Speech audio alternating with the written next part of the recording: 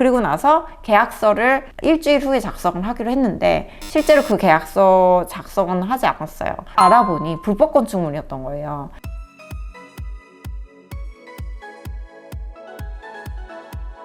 헬로, 부동산 형사 전문 이승은 변호사입니다. 오늘은 가계약금과 관련하여서 매수인에게 조금 유리한 유의미한 판결을 발견을 해서 그것을 소개를 하는 시간을 가져보려고 합니다. 이 경우에는 되게 특이했던 게 매도인이 집을 당근마켓에 내놓으신 거예요.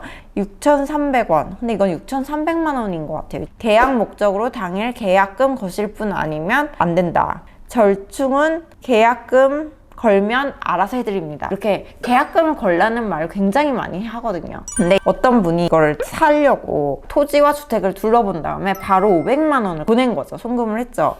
그리고 나서 계약서를 일주일 후에 작성을 하기로 했는데 실제로 그 계약서 작성은 하지 않았어요. 알아보니 불법 건축물이었던 거예요. 근데 그 불법 건축물이라는 얘기는 당근마켓의 광고에도 전혀 나와 있지 않고 실제로 집을 둘러볼 때도 알려주지 않았던 거죠. 그래서 결국은 그걸 이유로 이 계약을 더 이상 체결하지 않겠다라고 하고 취소를 한 거예요. 그리고 나서 자기가 가계약금으로 건 500만 원을 돌려달라는 청구를 한 거죠. 일단 매매 계약이 체결이 되었는지에 대한 판단을 먼저 해야 되는 거예요. 항소심 판결에서는 500만 원 돌려줘라. 매매 계약은 성립되지 않았다라고 얘기를 한 거죠. 그 이유에 대해서 살펴볼게요.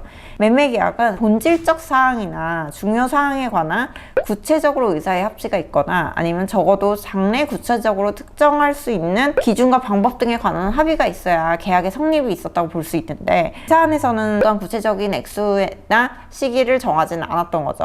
그리고 문제가 됐던 불법 건축물에 대한 이야기를 하지 않았던 거예요. 매도인이. 계약서가 작성되기도 전에 계약이 성립됐다고는 단정하기 어렵다. 이게 제일 큰 거예요. 일단 계약서를 작성하지 않았다라는 거고요. 매매 계약서가 있기는 했었던 것 같아요. 가라의 매매 계약서. 왜냐면은 매수하고자 하는 자의 서명 날인이 없었던 것 같아요. 그 양 당사자의 서명 날인이 있었던 제대로 된 매매 계약서가 없기 때문에 계약이 성립되지 않았다라고 보았고요. 동시에 그 500만 원은 매도인이 부당이득을 했기 때문에 돈을 돌려줘라 라고 이야기를 했어요. 제가 이 사안을 보고 들었던 생각은 매수인의 경우에 가계약금을 넣고도 어떻게 하면은 좀 더 유리하게 상황을 전개시켜 나갈 것인가, 그런 것에 대해 생각을 해봤어요. 첫 번째, 부동산의 매매 대금에 관한 것이 결정된 것을 문서로라든 문자로라든 남기지 않으셨으면 좋겠어요. 왜냐면은 가계약금을 걸고 그것에 대해서 구체적인 계약의 상황에 대한 계약서나 문자가 오고 갈 경우에는 계약이 성립되었다고 볼 수 있을 확률이 꽤 높거든요.